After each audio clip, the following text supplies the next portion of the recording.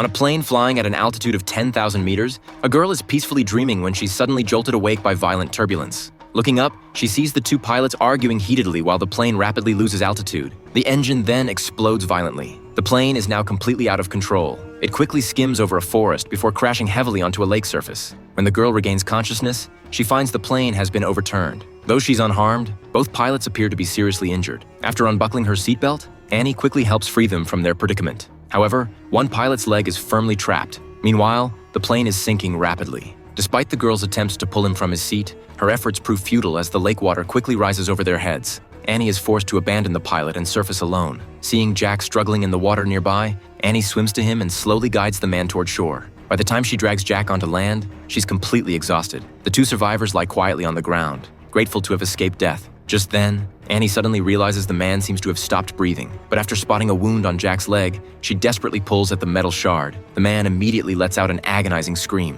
Annie then uses her belt to tightly bind Jack's leg to prevent excessive blood loss. The intense pain causes Jack to fall unconscious again. After confirming the man still has a pulse, Annie finally relaxes. She takes out her phone to call for help, but it receives no signal. Annie then finds Jack's phone, only to discover it can't make calls either. So Annie climbs to the mountaintop with both phones, but this clearly proves useless. With no other options, Annie descends the mountain again. She attempts to start a fire to ward off the cold, but the lighter won't work either. Left with no choice, Annie can only gather as many branches as possible from the forest before dark, covering both herself and Jack with them to survive their first night. The next morning, the unconscious Jack awakens, but he still can't move. When Annie lifts Jack's shirt to check, she discovers the man's abdomen is badly bruised, clearly from the plane's impact. Before long, the severely injured man stops breathing, leaving Annie alone to survive on the deserted island.